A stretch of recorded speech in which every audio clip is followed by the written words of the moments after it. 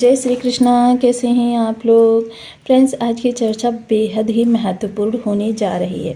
आज हम चर्चा करने जा रहे हैं ग्रहों के एक विशेष संयोजन की।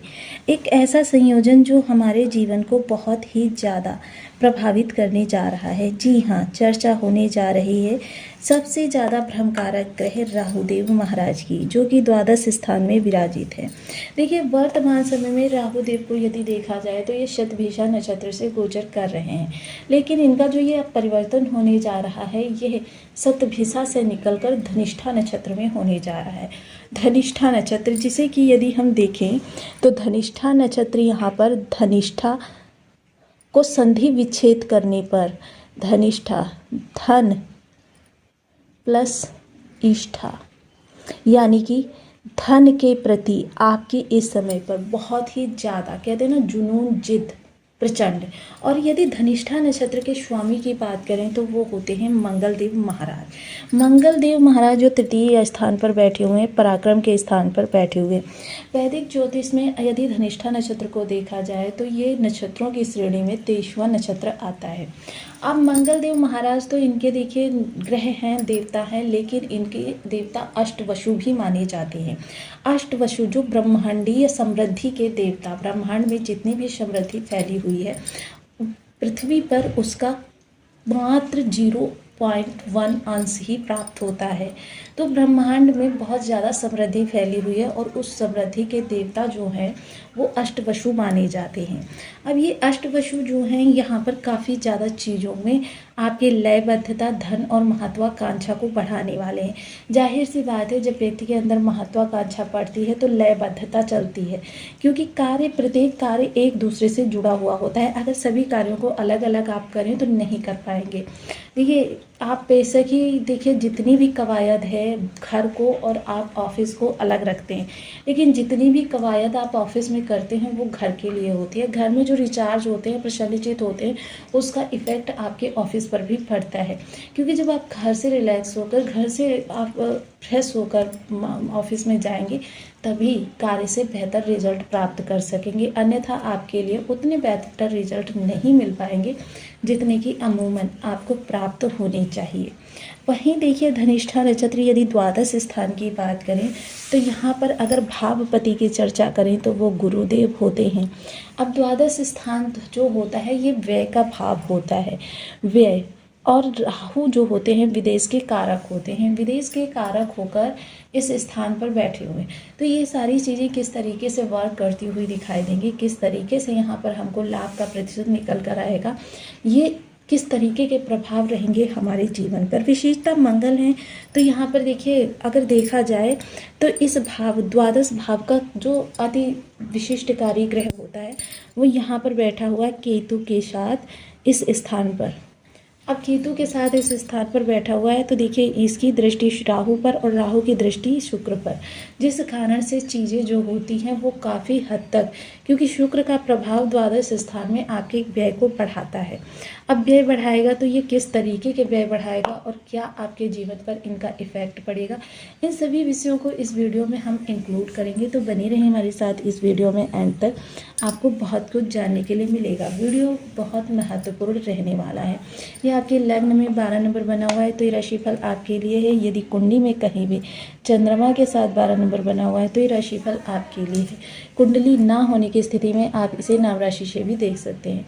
यदि अभी तक आपने अपने इस चैनल को सब्सक्राइब नहीं किया है तो प्लीज़ सब्सक्राइब कर लीजिए, वीडियो को लाइक कर दीजिए, चैनल को शेयर कर दीजिए। इससे होगा क्या कि हमारे आने वाले हर वीडियो की नोटिफिकेशन मिल सकेगी आपको सबसे पहले। एक प्यारा सा कमेंट करना बिल्कुल ना भूलें। कमेंट से हमें बहुत मोटिवेशन मिलता है, हौसला मिलता है और ये पता चलता है कि आप और क्या जानना चाहते हैं। सर्वप्रथम राहु की दृष्टि शुक्र पर। देखिए, यहाँ पर मैंने इसलिए कहा कि समस्त ग्रहों का एक दूसरे से प्रभाव जुड़ा हुआ होता है। अब राहु पर अगर देखें तो इस समय पर शनि का भी प्रभाव पड़ेगा, मंगल का भी प्रभाव पड़ेगा, केतु शुक्र का भी पड़ेगा, और इन्हीं प्रभावों से राहु के प्रभाव हमारे लिए निकल कर आने वाले हैं। यही चीज़ें हमारे जीवन में देखिए, इसीलिए मैं आपसे कहती हूँ कि प्रत्येक व्यक्ति को चाहे धन के लिए, चाहे कैरियर के लिए, चाहे स्थायित्व के लिए, विवाह के लिए, दाम्पत्य के लिए, सुख सुविधा के लिए, या फिर संतान सम्मान, इन सभी चीज़ों के लिए हमारे 9 के 9 ग्रहों का अनुकूल होना अति आवश्यक होता है। अब ऐसी स्थिति में देखिए, जब हमारे एक ग्रह को कितने सारे, इसीलिए मैं कहती हूँ कि चलचित्र जो आप देखते हैं वो सामने तो कुछ और दिखाई देता है, लेकिन उसके बैकग्राउंड में बहुत सारे लोगों का काम होता है। इन्हीं ग्रहों के आधार पर ग्रह का स्वभाव रिफ्लेक्ट होता है, जिसका हमारे जीवन पर सीधा सीधा प्रभाव पड़ता है। अब राहु द्वादश स्थान पर हैं तो ये थोड़े से आपके खर्चों को बढ़ाएंगे। देखिए, यहाँ पर ये भी देखना जरूरी हो जाता है कि राहु आपके लिए निगेटिव फल ज़्यादा दे रहे हैं या पॉजिटिव फल ज़्यादा दे रहे हैं। क्योंकि जो लोग दूसरों के प्रति ईर्ष्या द्वेष भाव रखते हैं, दूसरे को पद से गिराने का प्रयास करते हैं, निंदा करते हैं, चुगली करते हैं या उसके प्रति षड्यंत्र रचते हैं, वो लोग कभी भी पॉजिटिव राहु के अच्छे प्रभाव नहीं प्राप्त कर सकेंगे। हाँ, क्षण भर के लिए उनको लगेगा कि उनके लिए किसी तरीके से मनोरंजन या लाभ की स्थिति बन रही है, लेकिन आने वाले समय में उनको इसका रियलाइजेशन भी होगा। वैसे भी शनि की राशि में है राहु, तो यहाँ पर आपके लिए नीति नियम से अलग कार्य आपके कार्यों को बिगाड़ सकते हैं। तो इसलिए जितना भी संभव हो आपको इस दौरान नीति नियम पर चलते हुए ही वर्क करना है। किसी भी शॉर्टकट से प्रेरित नहीं होना है, किसी भी गलत कार्य को अंजाम नहीं देना, क्योंकि मंगल का नक्षत्र के माध्यम से सीधा प्रभाव द्वादश स्थान पर जाएगा, तो ये थोड़ा सा पली हो जाएंगे क्योंकि यहाँ इनके साथ धन जुड़ जाएगा। अब देखिए, विशेषता देखिए, इस समय पर शुक्र का प्रभाव होने के कारण ये अति विशिष्टकारी योग को भी प्रबल कर रहे हैं। थोड़ा सा धन आपका खर्च होगा, थोड़ा सा आपके मनोरंजन बढ़ेंगे, चीज़ें आपके लिए और अधिक रास्तों को सुगम बनाएंगी, जिसकी वजह से क्या है कि आप थोड़ा सा रिलैक्स होंगे, रातों की नींद आपकी रिलैक्सेबल होगी, और जो पिछले समय में आपने काफ़ी सारी चिंताएं अवसाद झेले हैं उनसे निकलने में आपको काफ़ी हद तक मदद मिलेगी। और इसी मदद के माध्यम से आपके लिए अब जीवन जो होगा वो काफ़ी ज़्यादा सुगम होता हुआ देखा जाएगा। आपकी परेशानियां निवृत्त होंगी। विदेश से संबंधी कार्य, क्योंकि राहु यहाँ पर धन के प्रभाव में है, तो धन से जुड़ा हुआ कोई विदेश से जुड़कर कार्य करना चाहते हैं उसमें आपको सफलता मिलेगी। पंचम दृष्टि जो आपके घर पर जाने वाली है, तो जाहिर सी बात है घर परिवार पर इस समय आपका अधिक धन व्यय होता हुआ देखा जाएगा। देखिए, परिवार में किसी के लिए आप पर्यटन सोचेंगे, किसी के लिए आप तीर्थ यात्रा सोचेंगे, तो किसी को कुछ देने का सोचेंगे, किसी को कुछ देने का, यानी परिवार के प्रत्येक सदस्य को इस दौरान खुश करने का आपका प्रयास रहेगा, जो काफ़ी हद तक सफल भी रहेगा। इसके लिए आपको धन की आवश्यकता पड़ेगी, तो धन के लिए भी आपका राहु ही व्यवस्था करेगा। किस तरीके से, तो आगे भी हम चर्चा करेंगे। सबसे पहले यहाँ भूमि भवन वाहन संबंधी, क्योंकि मंगल का प्रभाव आ गया और आने वाले 2 अगस्त से मंगल भी इसी स्थान पर आ रहे हैं, जिसकी वजह से चीज़ें हमारे लिए काफ़ी हद तक अनुकूल होती हुई देखी जाएंगी। जाहिर सी बात है कि इस समय ये मंगल के प्रभाव में रहेंगे तो कर्म बढ़ जाएगा, जिम्मेदारियां बढ़ जाएंगी। भूमि भवन वाहन संबंधी कोई कार्य करना चाहते हैं उसके लिए आपके पास यह अनुकूल समय है। इस समय का आप सदुपयोग कर सकते हैं। सप्तम दृष्टि सप्तम षष्ठ स्थान पर, तो देखिए इस समय पर एक चीज़ तो आपके लिए रहने वाली है कि यदि शत्रु पक्ष किसी भी तरीके से आपको परेशान कर रहा है, तो ऐसी स्थिति में शत्रु को उलझने की बजाय आपको शत्रु को छोड़ देना ही श्रेष्ठ रहने वाला है। क्योंकि जब आप शत्रु को छोड़ देंगे तो आप उसको इस चीज़ का जवाब आपका यह गोचर ही देगा, जिसकी वजह से क्या होगा कि वह आपस में उलझकर ही रह जाएगा या स्वयं की परेशानियों में फंसकर रह जाएगा। और यही राहु का इस समय पर सबसे अच्छा प्रभाव रहने वाला है। थोड़े से इस समय जो भी प्रयास होंगे वो बल के साथ होंगे। ऋण लेने के लिए आपका समय तो अच्छा है, लेकिन फिर भी मैं आपको ऋण लेने के लिए सजेस्ट नहीं करूँगी। हाँ, ऋण देने के लिए आपके लिए मनाही है, क्योंकि अगर आप दान देना चाहते हैं तो दे सकते हैं, लेकिन अगर आप ऋण दे रहे हैं तो बिल्कुल ना दें, क्योंकि सामने वाला व्यक्ति कभी भी इस स्थिति में नहीं आ पाएगा कि आपका धन वापस कर सके। अष्टम स्थान पर नवम दृष्टि, जिसका प्रभाव ये रहेगा जीवन साथी के कार्य पर पड़ेगा। जीवन साथी का कार्य देखिए पहले से बेहतर होता हुआ देखा जाएगा।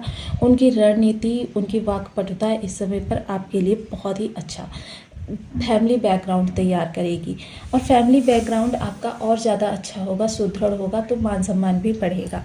वहीं अचानक धन लाभ के अवसर, देखिए पत्थर बेशक एक चोट से टूटता है या आखिरी चोट से टूटता है, लेकिन पहले की गई चोटें कभी भी व्यर्थ नहीं जाती।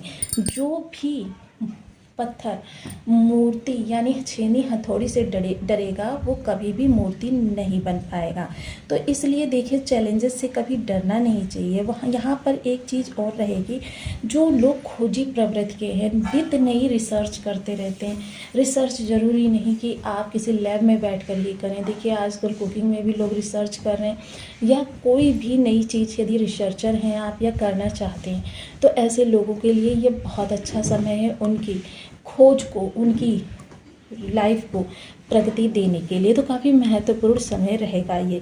वहीं जो भी लोग इस समय अपनी कार्यशैली में रहस्य को बरकरार रखेंगे, क्योंकि राहु क्या है, रहस्य हैं, और राहु का रहस्य यदि बरकरार रखा जाए तो राहु आपके लिए बहुत अच्छा करते हैं। लेकिन एक चीज़ और भी ध्यान रखनी चाहिए कि राहु जब भी देते हैं तो कहीं ना कहीं आपसे कुछ लेते भी हैं।